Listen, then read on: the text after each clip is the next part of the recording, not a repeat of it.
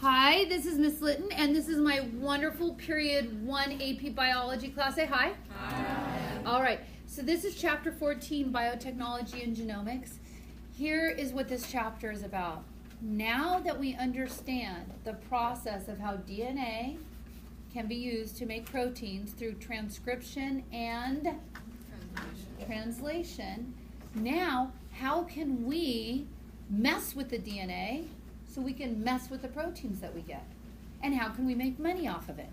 Can you think of a company that's nearby that does that? Yes. Amgen, absolutely. Okay, it's a pharmaceutical company.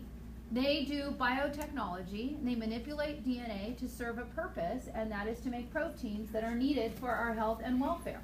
Okay, and maybe some in your own family. I know my mother used Neupogen from them, and that helped her and her quality of life and the length of her life by having that available. So this is where, when we're doing biotechnology, okay, we're going to take that DNA and we're going to manipulate it to get some product. And you sometimes see like these products like glowing mice or something like that. But those are just pieces of evidence that show you that some trait was brought in, and that's an easy way to check to see if it's expressed. And you will be doing, thanks to Amgen, because it's a very, very expensive lab, and we have been doing it for many, many years with them, a very strong partnership. And you will do genetic engineering here, and you will manipulate the DNA of bacteria, and you will give them DNA for a red fluorescent protein. And you will put it into a plasmid. Remember what a plasmid is? An extra ring of DNA. And not only that, to check for it and to select for bacteria that receive that gene, you will also confer upon that bacteria antibiotic resistance. So we'll kill off all the bacteria that aren't resistant to that antibiotic, and that'll be a marker that they have the other gene as well. And that will be on your Play God Day, okay? And you will make the bacteria glow like this mutant red fluorescent protein that was first isolated in a jellyfish. Okay? So you're going to change the traits of an organism by changing its DNA. Okay? And we'll model that here, and we'll model some other things that come from this, from forensics that's leaded to for crime solving, etc., as a result of understanding DNA and being able to look for similarities and differences in markers. So that's kind of on the whole what this chapter is about. I saw a hand up, but I forget who. Somebody have a question? Okay. All right. So that's where we are headed. Now, on your notes, okay, the very first part of it is cloning. And you can have very simple cloning, okay? That's not simple. Creepy babies, okay? But cloning is the production of identical copies of DNA through some asexual means. Now, cloning happens all the time, like in gardening. For instance, if you take a strawberry plant and it's growing, these are called runners, horizontal stems here.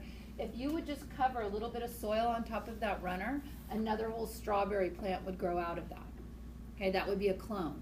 If you take a potato and you take the eyes of a potato, if you cut up a potato, right, and then you bury that in the dirt with water, then each one of those eyes can generate into another whole potato plant from just that one. How many of you saw the movie The Martian? Yeah, when he was doing that, it was kind of cool. I liked that. Okay, so those are all, that's clones that we're used to. Bacteria, when you look, these are all bacterial colonies, maybe a little fungus on that plate right there. Each one of those circles, because you could not with your own naked eyes see an individual bacterium, but when you see a dot like this on the plate, that represents one bacteria who's asexually reproducing and making so many offspring that you can see all their offspring in that circle, that dot. Okay, so that's all examples of clones. And you know some other clones as well, right? When you have the same DNA and it's coding for the same product, and you would see that in identical twins, not fraternal twins, right? Maternal twins are identical. One sperm fertilizing one egg, and then as a result it splits early on in development, and each develops into an individual. Now, could the environment play a role in how they develop? Yeah, if you kept one child in a little box in a cage, another child you ran, even though they had the same DNA, could they develop differently? Yes, because of what you exposed them to. Now, that sounds horrible. I wouldn't want to put any children in boxes. I forgot. And then fraternal twins are two different eggs fertilized with two different sperm, and they can be as alike or disalike as any siblings would be. Okay, so those are all typical examples of clones. Okay, but when we talk about gene cloning, okay, the production of many identical copies of a single gene, okay, we can insert a copy, a clone of a gene in an organism, and it will be replicated and expressed, and we can recover the cloned gene or its protein product. And you can start to use bacteria as little factories to synthesize the products you want. So get the gene you want, clone it, splice it in, okay, and then get all of those bacteria to generate out that protein product. And you can see that, well, before we go any further, let me get some notes in your intro. Cloning, production of genetically identical copies of DNA, cells or organisms through some asexual means. Gene cloning, identical copies of the same gene. Could be used for comparison or to create a product. Gene therapy is cloned genes used to modify humans. And transgenic organisms are any organisms besides humans where you've altered their DNA. Okay? And there are two big therapies we're going to discuss. We're going to talk about recombinant DNA technology. What do you hear in recombinant? Recombined, okay, basically what that is. And then the polymerase chain reaction. Polymerase. Now, you've heard that word polymerase before. What is that? RNA polymerase. What's another one you've heard of? DNA polymerase. So if we're talking about DNA, what one do you think we're talking about? DNA polymerase. The polymerase chain reaction, when you use that, you use a piece of equipment called a thermocycler. It's basically a DNA photocopier. Okay, a DNA photocopier. Like, I want this DNA, now I want more of it. Okay, and you use a thermocycler. And you, in little tubes, you facilitate DNA replication. Okay, and that's basically what that is. So we're going to break both of those down. So the purpose of cloned genes, here are three purposes you could use. You can throw these in the notes if you want to, just a little bit of addition. But Youngest Bio Buddy wants to talk you through those three. Go ahead, Youngest Bio Buddy. Okay, so it's the terminal and then altering a few eating specific. Can you put that in? All right, you got it? Muy bueno. So here's gene therapy. That's super funny. All right, here's more likely what gene therapy is. Now, I want Oldest Bio Buddy, you're going to take the lead. It's numbered. Go through, see if you can alternate between the steps. Oldest, you'll be the one. And then youngest will do number, whoever's turn it is. Just alternate back and forth. Go.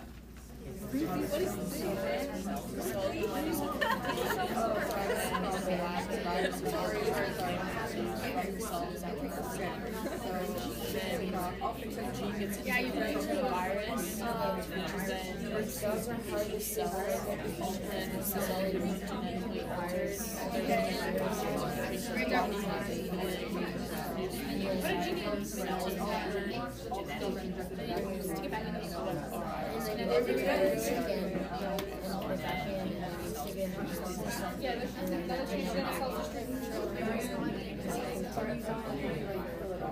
Now, a person's DNA is getting altered, yes? Who is doing the altering for them? Who is the vector of this new DNA? Who's carrying it for them? A virus. Good girl. If you look right here, you're taking cells out of that individual, and you're taking a virus, and you're making it so it can't reproduce on its own.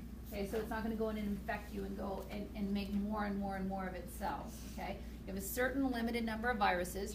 You're genetically engineering a virus instead of a plasmid, which I mentioned before. Another way to do that is to modify a virus. Viruses are the best genetic engineers on the planet. They know how to get in, cut up DNA, and get out. They know how to do that. They can insert themselves. You've heard of retroviruses. What is a major disease that's caused by a retrovirus? HIV is a retrovirus. And it inserts its DNA into the host cell's DNA so that every time that host cell replicates, it replicates the viral DNA as well. Just so we're clear, a retrovirus has RNA, just as an example, it has RNA, that's the way it is, and then it has the ability to make a DNA copy of its, so it does reverse transcription, okay? That's why it's called a retrovirus. It does reverse transcription, so it goes from RNA back to what? DNA, and it inserts that into the host cell. So you have a DNA copy of an RNA virus. So viruses do this all the time. This time though, you're giving the virus, I want you to take this gene in, and you allow this altered virus to infect somebody and basically fix their cells for them. This would be a type of gene therapy, okay? And there are trials that are going on with that currently. When we talk about this, we're going to break it down. I'm going to give you an example of something you could find. Well, first, recombinant DNA technology. Is that your next definition? Yes. Okay. DNA from 2 or more different sources. DNA from 2 or more different sources.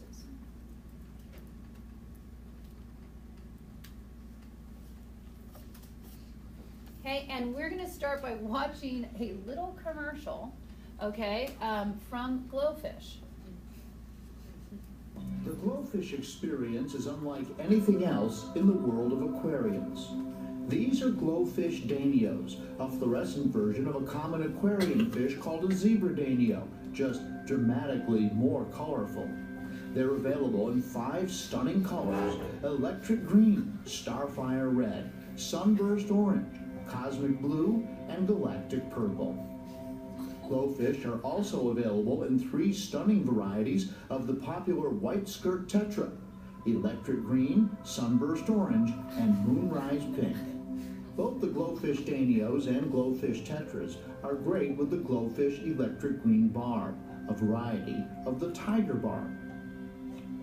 GloFish are born with their brilliant color, maintain it throughout their lives, and then pass the color to their offspring.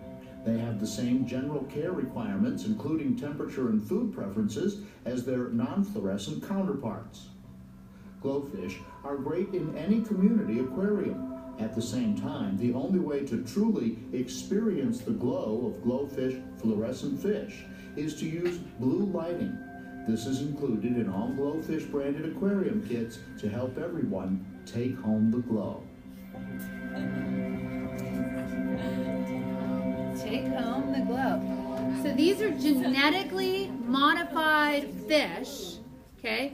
Genetically modified so that they're selling it here for a profit. Now, in this case, it was, in this case, it was the gene to make it glow, but this is an easy way for you to see. You could just as easily have moved in a gene to make insulin. Who are some people who need insulin? Diabetics. Now, it used to be that they would harvest insulin from horses, okay? But now what happens is they've genetically engineered bacteria. They've taken the human insulin gene, spliced it into a plasmid, then got bacteria to take that plasmid into their bodies, and then they're transcribing that human gene, and it's getting translated inside to the bacteria as human insulin. Then you can cut open the bacteria and harvest the insulin from it as a product. Okay? And every time those bacteria replicate, they also are replicating that human insulin gene. So you get offspring, millions and billions and billions, and they really keep them in these giant bioreactors, and they can get whatever product they want and then sell it. And that really decreased the cost of insulin. So any product right now, growth hormone, if there is something that has happened when you were born, if your DNA was, you had some sort of mutation and you were not growing appropriate, people will take growth hormone. You could have Turner syndrome. What's Turner syndrome? You have only one X. Okay? As a result of that, they're not getting the normal amounts of estrogen or progesterone, right? And so you have to get shots of different estrogen and progesterone, but also they have trouble with growing, so they get a growth hormone as well. That is all now genetically made by bacteria. And we'll look at some other examples as well. Okay? And in order to manipulate DNA, you have to cut out the gene that you want, but you can't obviously use regular size scissors, okay, because it's so tiny. So you use enzymes, and these are called restriction enzymes or restriction endonucleases to cut your DNA. And enzymes, you know, are very what? Specific, okay? And that works to the advantage here because when you use these restriction enzymes, they will bind onto the DNA at a certain recognition sequence, which is a certain series of bases. And that is the only place that they will bind on. And different restriction enzymes cut the DNA differently. And these are first harvested using viruses. Oh, actually, let me take that back. I take that back. Viruses come later for ligase. This was a defense mechanism used by bacteria when viruses were infecting them. They would generate restriction endonucleases to cut up the viral DNA so it wouldn't be able to infect them. So it was a defense mechanism, okay? We saw that, we as in the 1970s, this was first isolated. And so now we use it, and it could do a blunt cut where it just came straight across, and that would be effective in cutting up that viral DNA when it came in. But as genetic engineers, you want to cut and paste your DNA. So instead, you create these sticky ends where you come in and you cut across and come back out the other side, okay? And by doing this, you have these overhangs. In this case, it's going AATT, and then the complementary one is TTAA. So if I've get some different DNA that has the same overhangs, then I can splice them together. And then I can use what to seal the phosphate sugar backbone? Ligase. And that was isolated from a T4 virus. Okay, so chemical scissors are restriction enzymes. And take a look at this slide right here. And could I have the person in the blue seat explain what they see up here from what we discussed? Go ahead.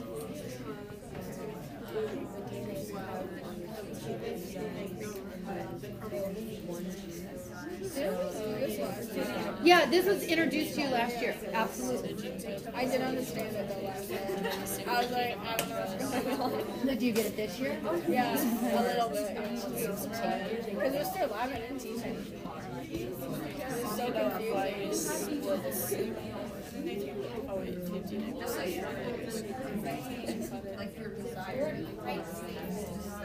Okay, so keep in mind your big picture here. DNA is our genetic code book, yes? So now we have the ability to cut and splice DNA at will. Now, you're going to be thinking down the road because we know it doesn't do any good to move DNA around unless you have to start the process. What's that? RNA polymerase binds to the promoter. So you need to have regions that you put the DNA in the right spot so it eventually can be transcribed and translated. I'm throwing that in there right now because we just had a chapter on that. So you cut the DNA up. You can cut DNA up from two different sources. As long as they have the same base pairs, the genetic code is universal. And as long as you have ligase, you can seal the phosphate sugar backbone. And so you can use a vector, and one of those vectors could be a virus, another vector could be bacteria, to bring that DNA in, okay? And let's watch a little video about that, maybe. It drives me nuts when it doesn't.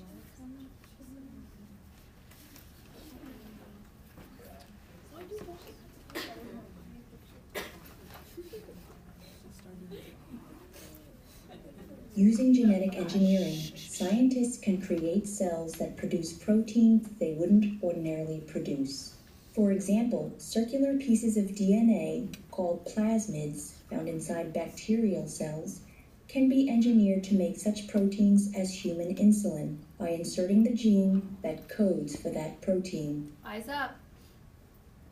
Special enzymes called restriction enzymes, which recognize, bind to, and cut specific DNA sequences, are used to open up a plasmid in preparation for the insertion of a gene.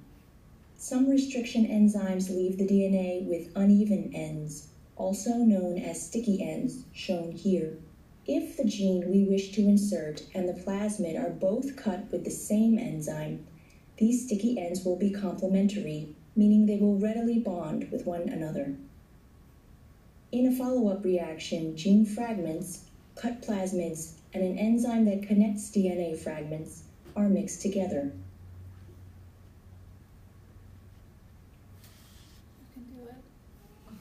This so-called ligase enzyme attaches the sticky ends in the solution to produce circular plasmids that now carry the gene that codes for the desired protein.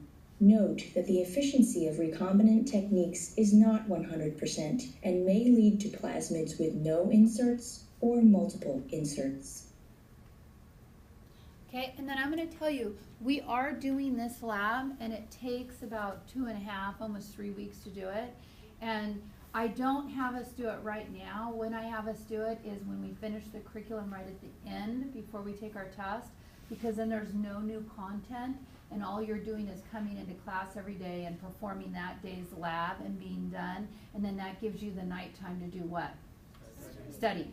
Okay, so though logically it would seem like, oh, let's do that lab now, I just push it off to the very end so we can spend more time reviewing than after school, and nothing new to learn. You have all your content in your head. Okay, because you know that AP test is coming, just like winter. All right, so plasmids are a common vector that is used, an accessory ring of DNA, to cut and splice DNA. Or to be a vector. And here we can see the DNA, we can see the sticky ends that are exposed, and I think this is a different video, but I can't remember if I put a different same one in there. Oh no, here we go. Restriction endonucleases are enzymes that cleave DNA at specific nucleotide sequences. The sequence recognized is often 4 to 6 nucleotides long. For example, the restriction endonuclease EcoR1 recognizes the sequence GAATTC. The nucleotides at one end of the recognition sequence are often complementary to those at the other end. The two strands of the DNA duplex have the same nucleotide sequence running in opposite directions for the length of the recognition sequence. It's a palindrome. Because the same recognition sequence occurs in both strands of the DNA duplex, the restriction endonuclease can bind to and cleave both strands of the DNA molecule. Because the bond cleaved is typically not positioned in the center of the recognition sequence, and the DNA strands are antiparallel, the cut sites are offset from each other. After cleavage, each DNA fragment has a single-stranded end a few nucleotides long, and the single-stranded ends of the two fragments are complementary to each other. These single-stranded ends can pair with each other, sticky ends. Once their ends have paired, the two fragments can be joined together with the enzyme DNA ligase, which reforms the phosphodiester bonds of DNA. What makes restriction endonucleases so valuable is that any two fragments of DNA produced by the same restriction endonuclease can be joined together.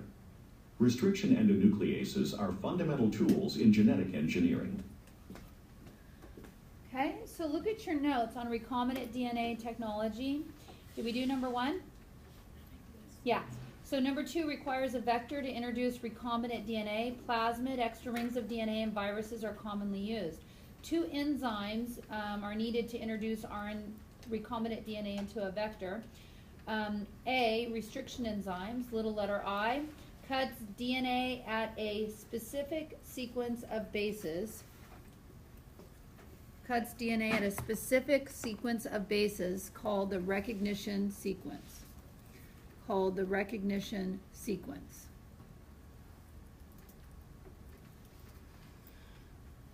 Can create blunt cut or one with overhangs called sticky ends. Why would it be sticky? Why would you use that word? It wants to attach, because what kind of bonds does it want to make?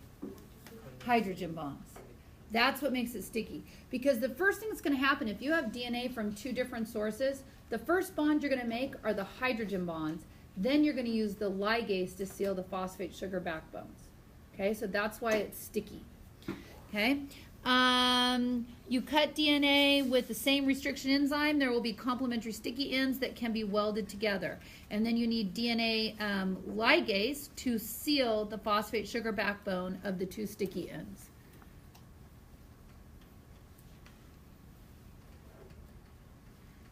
I don't know whose turn it is, but start talking.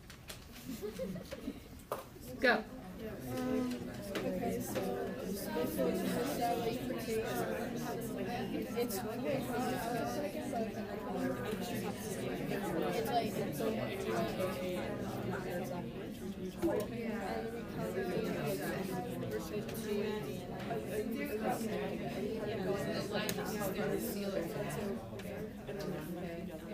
Okay, now let me ask you this, because most of you do a great job. Some of you don't do the talking. Why do I ask you to talk to your neighbor? So you learn it. Because you are more likely to understand something if you can explain it to somebody else. Okay, so you're given safe practice to explain. So if you're being silent, stop it, okay? And explain it. Because if you can explain it once safely to your bio buddy who goes, hey, wait, I don't get that, and you have to re-explain it to them, then you're more likely to explain it well for me on an exam, and ultimately for the people who read your AP exam in May, yes? You want to have lots of practice explaining things. Okay, how can this be used? So here in this case, they're taking this DNA fragment, here's this blue colored plasmid, they're cutting them both with the same restriction enzyme so they can splice in that DNA into that plasmid. You're forcing transformation, so this bacteria is absorbing, taking in this plasmid. Every time it replicates, it's replicating that DNA as well. And then if it's transcribed and you give it the right signals, what's something that could turn a gene on that we've learned about? Transcription factor, right? So if you can activate a transcription factor, then you can turn that gene on. For instance, when we do our genetic engineering, when we want that red fluorescent protein to glow, we have to feed the bacteria arabinose. And in its process of digesting arabinose, that's where we will have snuck in our GFP gene. And so, RFP gene now, it used to be GFP. So we're gonna sneak in that gene next to an arabinose gene. So we can use that promoter in order to get our product. Do you see that? So by understanding the control regions, you can get the product that you want. Okay, in this case, it could be insulin, but it could be whatever, something you're trying to make glow. So in order for human genes to be expressed in a bacterium, okay, you have to have a regulatory region. Have to have a regulatory region, and it must not have introns. Now let's think about that, okay? We, as complex eukaryotic cells, remember we talked about the genetic junk and the spacers and how we can have one section of DNA that codes for several different proteins, and it depends on how we splice them out, yes? Okay, well, bacteria don't have that. So bacteria, as soon as the mRNA is made, okay, and it's coming off the DNA, as soon as the RNA polymerase is making the mRNA, it can hook up with a ribosome immediately and get translated, okay? But the deal is they don't have any introns they have to remove, so they don't have the mechanisms to remove the introns. So the DNA we put in there can't have any genetic junk. Can you think of a way, from what I talked to you earlier about with retroviruses, to give it the right kind of DNA? Can you think of a way to do that? What could we use?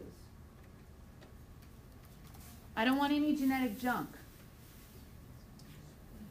What if I worked backwards? What if I started with the mRNA and made complementary DNA? I could use an enzyme called reverse transcriptase. reverse transcriptase. You hearing that, an enzyme, right? Start with the mRNA that's clean, right? It's got a what? Cap, tail, cut out the introns before it leaves the nucleus. Start with that. Use an enzyme that does reversive transcription. I know I'll borrow it from a retrovirus, okay? And I will use reverse transcriptase to make a clean copy of DNA, and that's the DNA I will insert into my bacterial host. Okay? Wrap your brain around it. Slate seat, explain what I just said. I will help you with something here. Okay. Oh yeah. So instead of going or like instead of going errors, from like you go from error to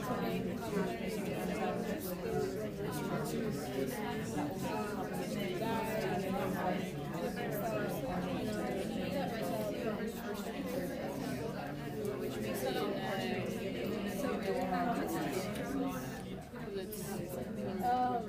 no, I think it's okay? And you need a vector, okay? Now, if you want to capture that image and throw it in as a picture to the right of your notes, that might be a good idea.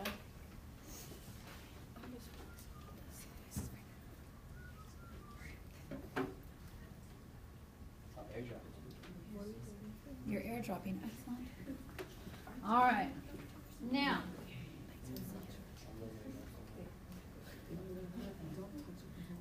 Okay, so now when you look at these pictures here, when you are, here, let's look at this. It says eukaryotic modifications before insertion. So let's look at this. We'll watch a quick little video about it. In most eukaryotes, the expressed segments of the gene, called exons, are separated by intervening sequences of nucleotides called introns. The exons and introns are transcribed by RNA polymerase, generating what is called precursor messenger RNA. The introns are then excised from the precursor messenger RNA, and the exons linked together to form the mature messenger RNA. Prokaryotic cell DNA does not contain introns, and prokaryotic cells are therefore unable to remove the introns from eukaryotic DNA and make functional messenger RNA. Therefore, eukaryotic DNA cannot be cloned directly into prokaryotic cells to make useful eukaryotic proteins. Before eukaryotic DNA can be cloned into prokaryotic cells, the mature eukaryotic messenger RNA must be isolated and used to make DNA without introns. The enzyme reverse transcriptase is used to convert the purified eukaryotic messenger RNA into double-stranded DNA. The resulting DNA, called complementary DNA or cDNA, can then be cloned into a bacterial cell. Genes cloned as cDNA can be transcribed and translated by the bacterial cell machinery. Okay, Blue, it's your turn. I'm turning the volume off and I'm going to hit play again, and you can use the images to help you if you want. Okay, put this in your own words. Go ahead. You can do it, Blue.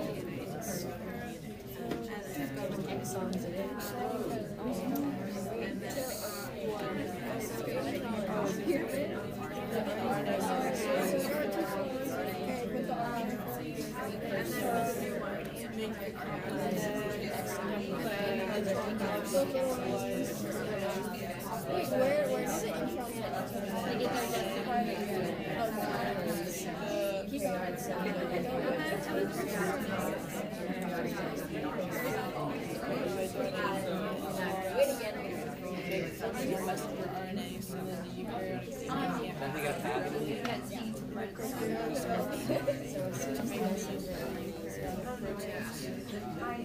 Before it's cloned,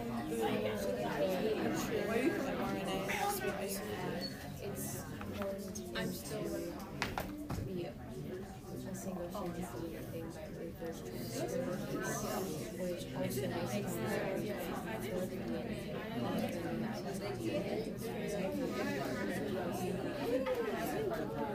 I don't know what kind of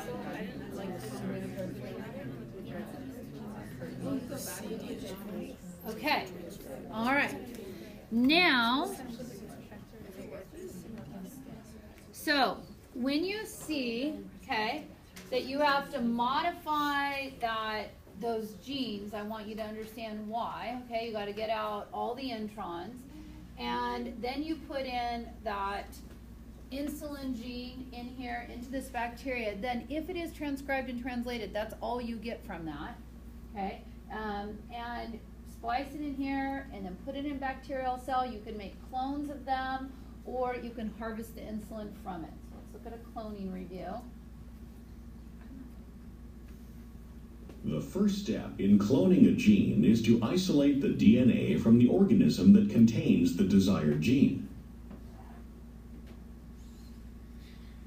The isolated DNA is purified and then fragmented with a restriction enzyme. A restriction enzyme produces staggered cuts in specific sequences in the DNA, generating fragments with sticky ends. This should be like totally easy now, right? Each fragment has a single-stranded sequence of nucleotides on its ends that is capable of hybridizing with DNA that has been fragmented with the same restriction enzyme. The DNA fragments are then incorporated into bacterial plasmids. The plasmid used for cloning has a single restriction site, and when cleaved by the restriction enzyme, generates the same cohesive ends that are in the fragments of the DNA to be cloned. The cohesive ends of the plasmid and DNA fragments now line up, and the enzyme DNA ligase is used to form covalent bonds.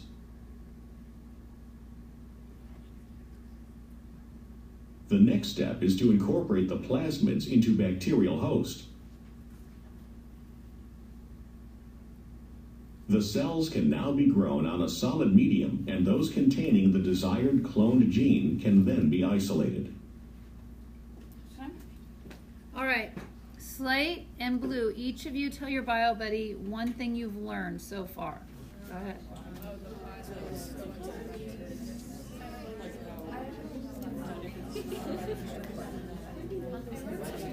What did you?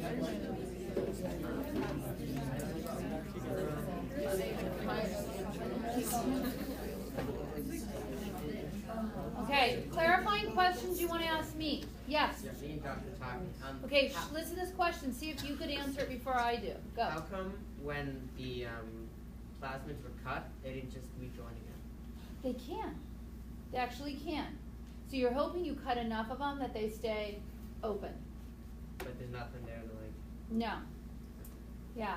And so sometimes what happens is they'll cut out a segment of it, and what we use actually in our lab 2 restriction enzymes, so it cuts a section out.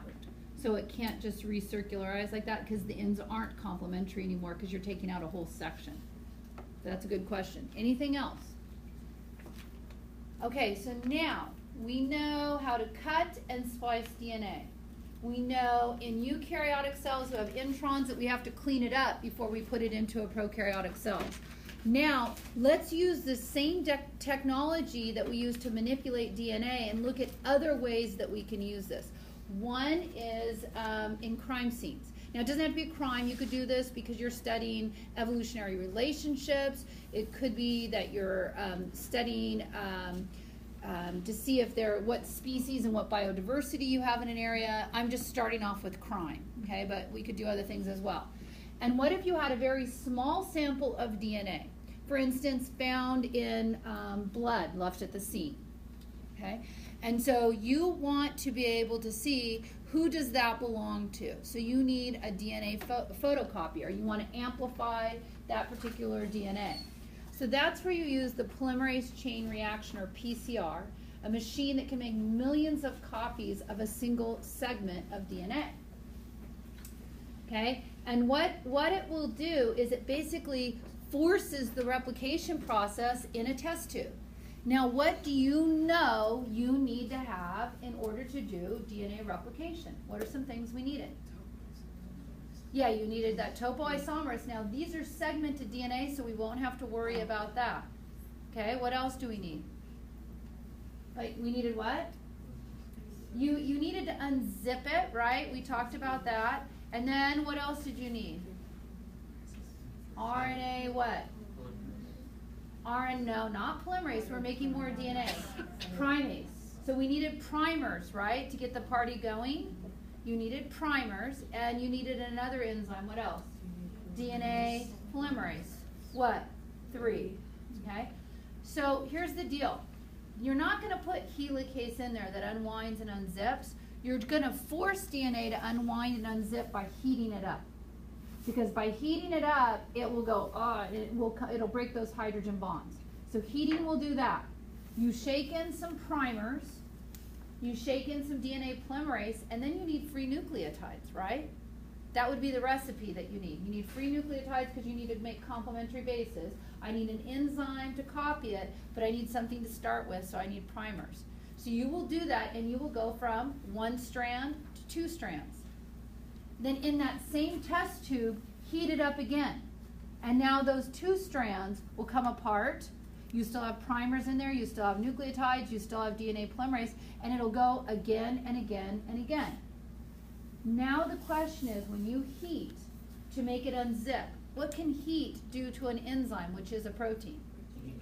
It can denature it. So let's get our DNA polymerase from an organism that can withstand high heat. Think of what we could use. There's a whole group of organisms. What are they? Archaea. Exactly. Okay? Thermus aquaticus, that is a type of archaea bacteria that you can use, and it's called the TAC enzyme. You'll use its DNA polymerase because it can withstand. Remember we talked about thermoacidophiles and they live in all of these extreme conditions? We'll use their enzymes because they don't denature under high heat. Okay? And that's how you can end up making millions of copies, okay, of your DNA. The polymerase chain reaction is a method for making many copies of a specific segment of DNA, starting with a very small amount. This technique can be used to identify specific microorganisms from a small amount of DNA and to identify persons involved in crimes from DNA on cigarettes or in a single hair follicle. The DNA to be amplified is mixed with deoxyribonucleotides, a thermal stable DNA polymerase called TAC polymerase, and DNA primers. The DNA primers hybridize to the ends of the gene to be amplified and provide a starting point for the TAC polymerase. The mixture is heated to break the hydrogen bonds in the DNA, forming single-stranded molecules. The mixture is then cooled sufficiently to allow the DNA primers to anneal to each end of the segment to be copied. TAC polymerase then synthesizes the complementary strand of DNA using the primer as the starting point. The temperature is raised again to separate the DNA strands and then lowered sufficiently to allow the primers to attach. TAC polymerase now synthesizes another set of new complementary strands. It looks like Kirby. This process is repeated until enough DNA has been produced to be identified or used for further research. After 21 cycles, 1 molecule of DNA can be amplified to over 1 million copies. This amount of amplification can be achieved by running the reaction overnight in a thermal cycler, an instrument that automatically raises and lowers the temperature at appropriate time intervals. Now, you may want to do PCR because people are getting sick from a dip that was sold in, like a 7-layer bean dip, okay, that was sold in a store. And you're trying to find what bacteria is in there that's making these people sick. So you take the DNA and you amplify it so you can study it and test it. And the thing is about fingerprints, if you're going to go commit crimes, you could wear gloves all the time, or you could take an iron and burn off your fingerprints, right? Because if you did that, I'm not saying to go do this, but if you did that, then you wouldn't leave fingerprints at the crime, right? But you can very easily always leave some of your cells behind. And anything that has, you know, when you look at dust, dust is dead skin cells. Our hair falls out,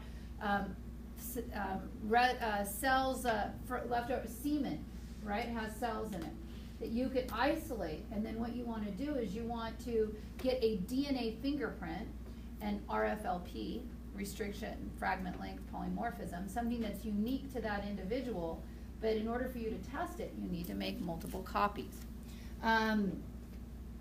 Okay, what? Yes, exactly. All right, and what you can do is once you have made multiple copies of DNA, you can then cut it with the restriction enzyme. And then you were introduced to this in Foundations course, right? Where you take the cut DNA and you load it into a gel electrophoresis chamber, right? And then you put electricity on it, and DNA will sort itself according to size, with the smallest fragments moving what? Back, yeah, further. And so based on the pattern that you generate, your DNA creates a different pattern because you have different DNA, so it cuts your DNA in different sections, right? And so then you can compare the patterns and look for that identification. And I talk about it when I teach Foundations. I'm not sure if it got talked about in your Foundations class, but Clint Eastwood has some land up by Monterey. And there were poachers that were on his land and, you know, taking the deer and, you know, shooting them and taking the meat. And they would gut the deer right there on his land and just throw the meat up on there and leave the guts on his property. And he's like, I want to find them. Well, he saw the truck, he was pretty sure, and there were the deer carcass in the back, and they still had the guts on his land. So what they did is they took a sample of the deer meat and took a sample of the guts, and it was a match, and they could say, that deer was harvested here. There was, when you eat sushi, right, you're just trusting your sushi chef person that meat is what they say it is, right? Because you may not be able to know for sure. And there was some illegal harvesting of whale meat. And so what was done was they can't tell when it's just like a chunk of fish. So they were able to do PCR, gel electrophoresis. They were able to identify this is illegal whale meat that you are selling in these fish markets. Okay, so you don't have to see the individual anymore. All you need are a few of their cells in order to do that identification. So in this case right here, okay, you're loading the DNA in to your gel. You are turning on an electric current. The DNA starts moving. And then you have to stain it in some way, and then you visualize it, and you can look at those DNA patterns from that. Now, you know there are places in our cells other than our nucleus that have DNA. What are the two organelles that have DNA in them? Because they're self-replicating. Mitochondria and chloroplasts, right? Now, for us, we don't have chloroplasts, but we do have mitochondria. Okay? Now, when you look at our nucleus, that's a combination of both your mother's and your father's DNA. Haploid plus haploid makes what? Diploid. But your mitochondria only come from your mother. Think about it. Your mitochondria only comes from your mother. And so, because your father, when that sperm hit the egg, the only thing it contributed was the nucleus. That's it. All the organelles came from your mom. So every time your cells replicated, the mitochondrial DNA was only from her. So you could trace by looking at the DNA. I thought I had a clicky. Maybe I don't. You could trace that lineage back of your. Is it there? What? Click. Oh, click. Thanks. That's why I put instructions on my slides, because I forget where I put stuff. Okay? When you look at the nuclear DNA, you're looking at combinations of traits, but if you look at the mitochondrial DNA, you could analyze it and go all the way back through your heritage and study it. Okay? So these are some different things that you could use for it. One of those things is DNA profiling. You use it for crime scenes. If you take a look here, here are 3 different segments of DNA. You can't see the DNA in the test tube because it's too tiny. But you're going to use restriction enzymes that are going to cut at a specific series of bases. What are those bases called? Starts with an R. 2 words. Restriction. They're restriction enzymes. They're restriction endonucleases. But where do they cut? Look in your notes. Where do they cut? at the recognition sequence. Different individuals have different DNA, so they have different recognition sequences. So it cuts at different spots. So when you load that cut DNA into that gel and turn the gel on, then you are going to get different patterns, right, when you do gel electrophoresis. So if you look at this, discuss with your bio buddy, who do you think committed this crime when you analyze it? No, I don't have a quote. I think it was, I think we did this, but they say it has to be. Okay, now, do you remember when we talked about those introns, that genetic junk that gets cut out? Yes? Some of those are what's called tandem repeats, small repeating segments. You know, GTAC, GTAC, GTAC, GTAC, GTAC. And different individuals can have different numbers of repeats. So when you cut them, their DNA is of different sizes. So you look at the crime scene evidence, when you cut them, you got these two fragments here. And then suspect A, they just had one type, okay, for their homologous pair, but suspect B had that same pattern that you had at the crime scene. So it wasn't the guy with the beard. Okay, yes? Is this the actual, like, modern day way that forensics? Yes, it is. If you wanted to be a forensic scientist, yes. Okay, not it. Not it. Whoever is not it, pass or play, explain what's going on here. Go ahead.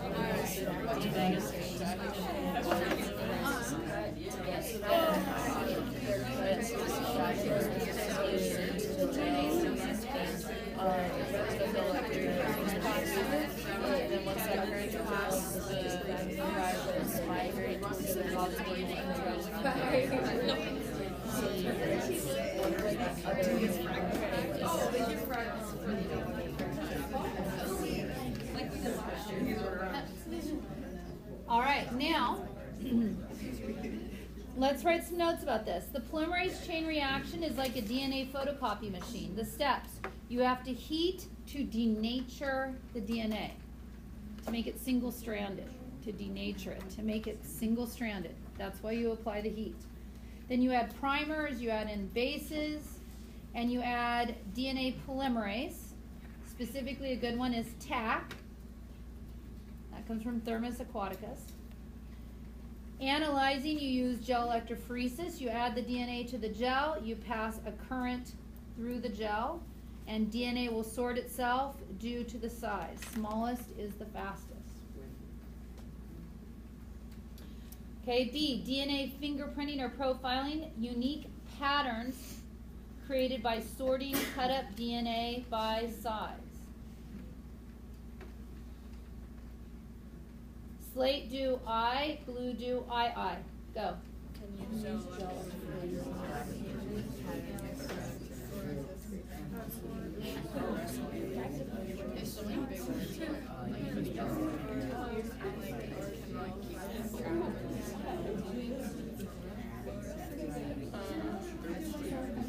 Gel pass what? So, you don't have to analyze all of the DNA, just the unique patterns. What are those unique patterns? What do you call those? Stirs. What are those called? Short what? Tandem repeats. And to make sure, because you could have some that are similar, the FBI has, in this case, 13, but I think I've read some places where they have 20, different areas that they look at and compare. And if you match all 20, I'm betting you did it. But then the issue comes in, where the fight comes in, is, was that DNA what? Planted. Or was it at the scene? Okay? Yes, exactly. Exactly. Okay? Other PCR applications. You could detect a virus. You could detect cancer. Crime connections. ID of victims, family members, disorders, organisms, if it was like an illegal catch, and evolutionary relationships.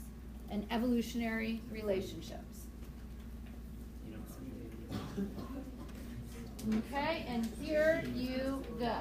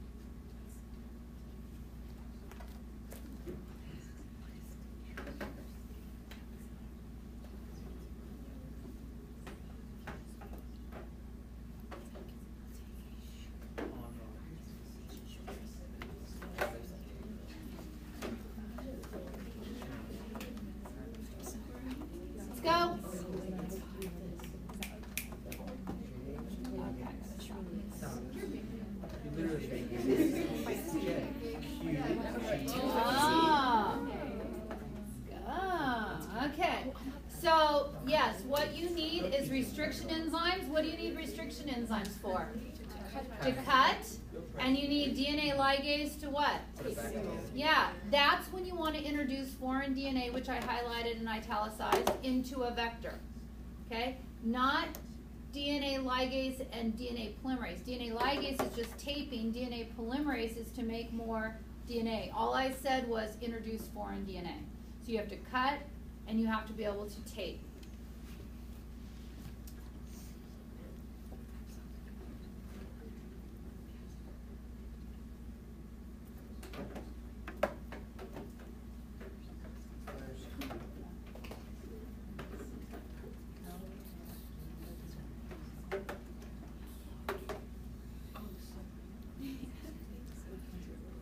Whoa. Okay, coming back, coming back.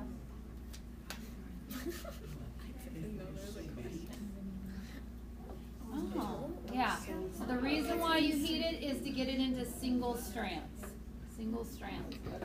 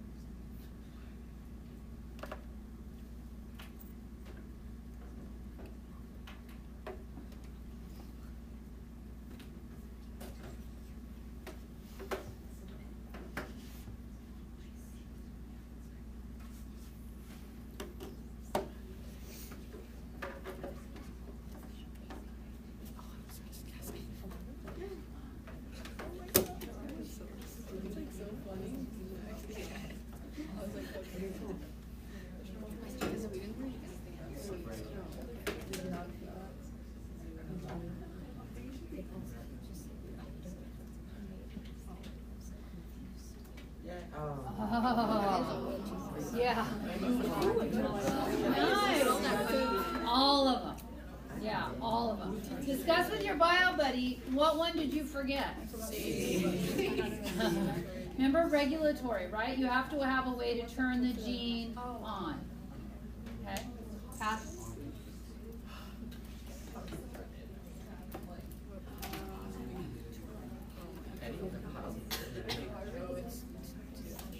Don't say out loud.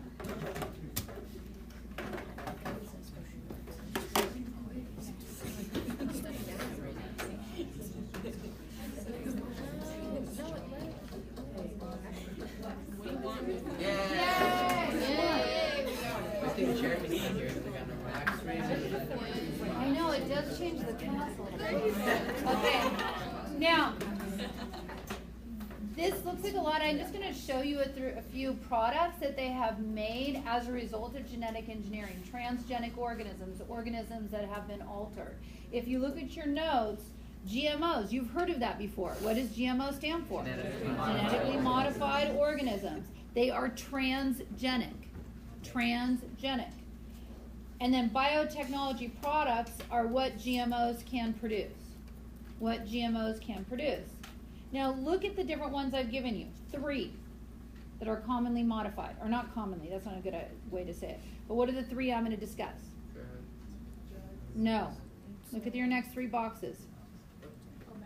Bacteria, plants, and animals. Okay? Now what do you think is the easiest one to modify? Bacteria. What do you think's next? Plants. What do you think's hardest?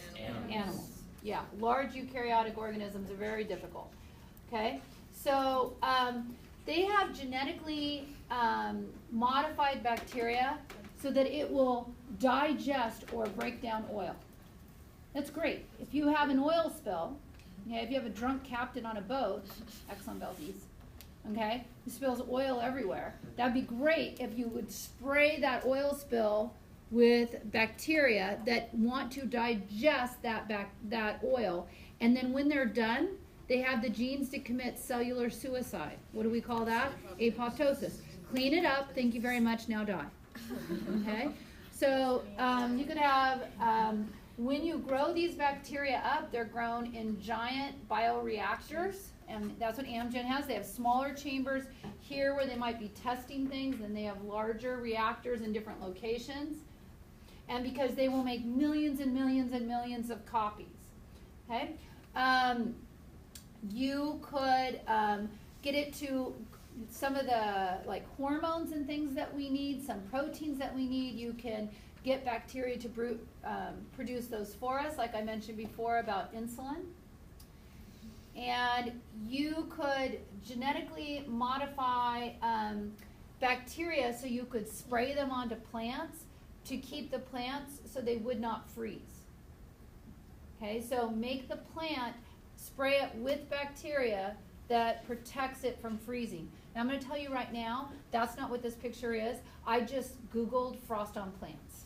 Okay, and that's what that picture is. Okay, so I don't have a picture to show you of that. Yes. Would that be considered modifying the plant, modifying the bacteria? Well, here's the thing. You could go about it two ways. You could modify the plant to protect it from freezing, or you could modify bacteria and add it to the plant. Okay. Here's the one that digests oil. Okay. Then they have bacteria that act as miners. They wear little helmets and everything. Kidding. Okay, and what they will do is they will sample, they will take a certain ore that they will collect out of the rock, and then you can isolate it from the bacteria after they've actually collected it for you. Okay, these are all different things that you can do with bacteria. So on that one, I have given you everything except one word on number 3. Oh no, sorry, 2 words. Number 1, I said drugs, insulin, clotting factors, growth hormones. 2, promote the health of plants, protect from frost, insect toxins, etc. 3, degrade substances, oil. And then I have on there given suicide genes when the cleanup is done. This is a form of what? What's in capital letters there? Bioremediation, using microorganisms or plants to detoxify pollutants in the environment.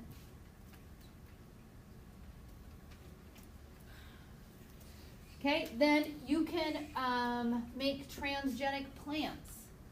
Okay, and usually if you're going to do this, you have to remove the cell walls first so you can get the DNA in.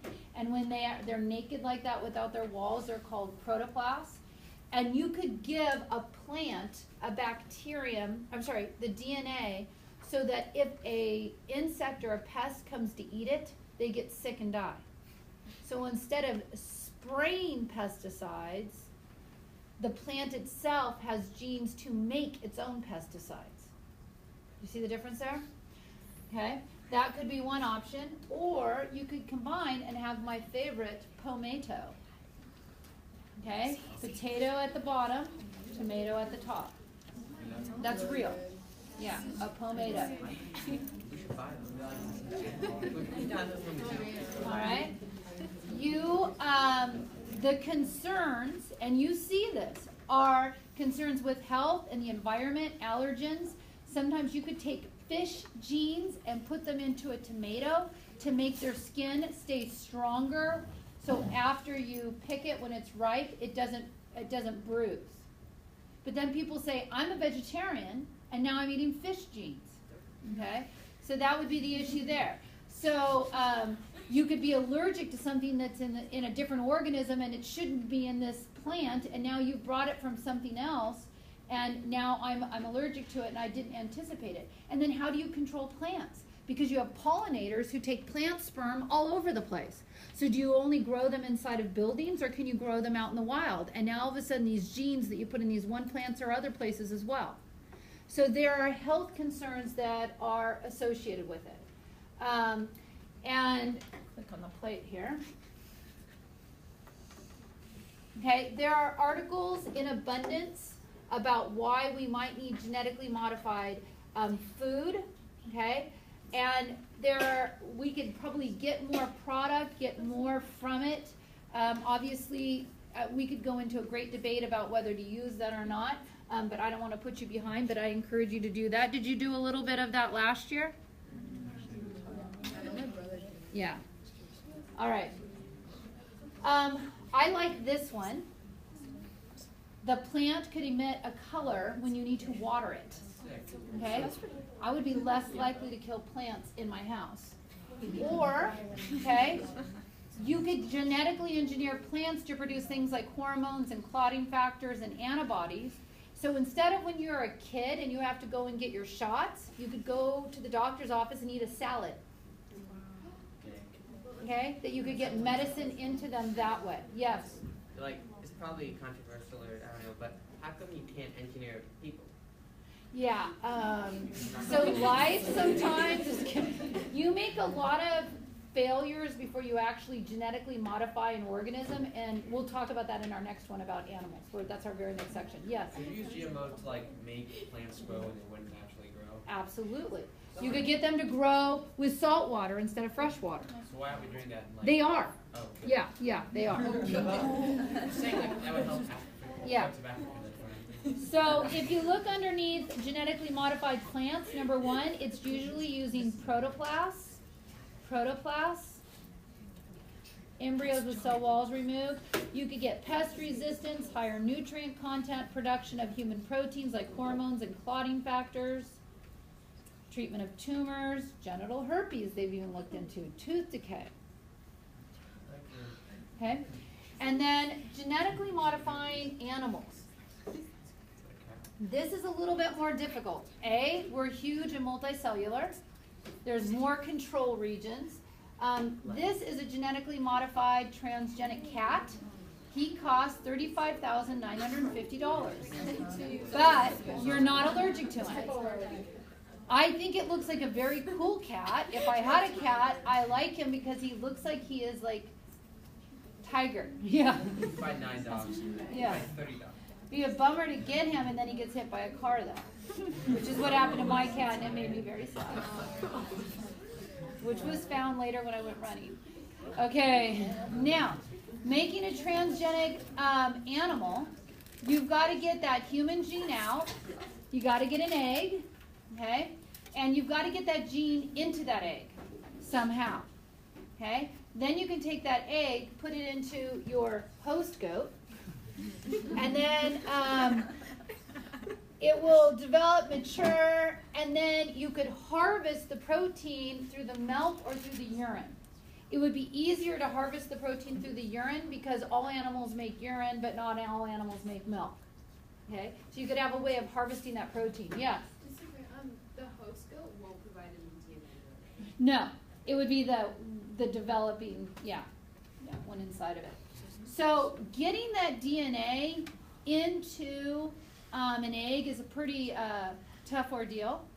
And you've got to somehow inject that DNA in. Okay? Sometimes, often what's happening is you use an egg cell because it's not an old cell, because old cells, right? Remember we talked about methylation and you're putting DNA away? So if you use an egg, nothing's been turned off, no genes have been turned off. Remove the nucleus, put in your genetically engineered nucleus into that, and see if you can still have all the things in the cytoplasm you need in order to turn those genes on. So in this case, let's follow it through. A little more detail in this time. You take the human gene for growth hormone, okay? You donate an egg, you manipulate it, okay? And then you let that, here's our host goat, development within. Here's the baby goat, the transgenic goat. You can harvest it from him, in this case, the milk. But now this was a very expensive one. He can't just have sex with any, or she can't have sex with just any other goat because then you would have a hybrid goat, right? You're diluting out your genes. So now you want to clone this transgenic goat, right? So now you need to take that transgenic goat, take his DNA, get some more eggs donated, take the DNA out of the transgenic goat, put it into your donor eggs, then get more host uterus available, implant in there, and now you have clones of the other goat. Okay? Yes? How come of the original DNA you wanted to clone, you couldn't have just made like 8 copies of that? Well, because it takes a while before you even get this guy. Lots of goats die before you get to this point. Yes? How long has this been going on? Like, Years, 80s, yeah. So? Wait, I don't want to hear this. Depending on how, isn't it like, I've heard something that the life expectancy would be Yes, higher because it of is. the age? Yes, because exactly. We know that's to be the whole methylation part of the DNA. As it ages, right, then certain genes are going to be turned off, and that's why sometimes they can't even get it to develop, or it has a very short lifespan. Okay, so go to your genetically modified animals. You have to microinject DNA into eggs. Lou do 2, Slate do 3. Go.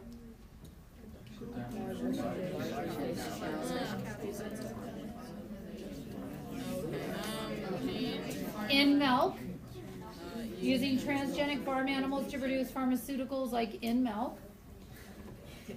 Cloning of transgenic animals. You have to generate a transgenic organism by microinjecting the gene into the egg, enucleate donor eggs, microinject the diploid nucleus from the transgenic organism. Then you have to implant those 2N eggs into a host uterus. Current success rate, 1 to 2%, okay?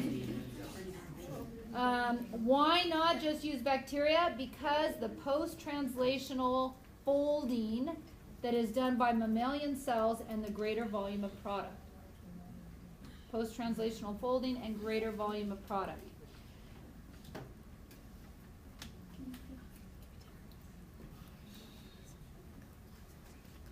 Okay, so you looked at last chapter, last unit, you looked at using embryonic stem cells. Yes, I see we have to take a quiz. And now you can, you're like, let her forget. You can have induced what's called pluripotent stem cells to be used, and that might be easier. They have what's called the Siri gene. Remember the Siri gene? We talked about make sure you're a male cell. Okay? And when a mouse Siri gene was injected into the genome of an XX zygote, the transgenic mice, female mice, developed as males, and it made them sterile. And you can, that's a little more complicated than what we need. I'm sorry, I went overboard on this one. But go down into number 5, application of transgenic animals. You can injection of Siri DNA made female mice male, and then a knockout mouse. You have good copies of genes eliminated, and then you use it to test treatments. So what you do is you go in and you eliminate what they need, and then you can test treatments on them again and again and again. Use them as test subjects. Okay, and that is where we will stop at slide 63. Okay, and you are super smart, and yay, that was a long lecture.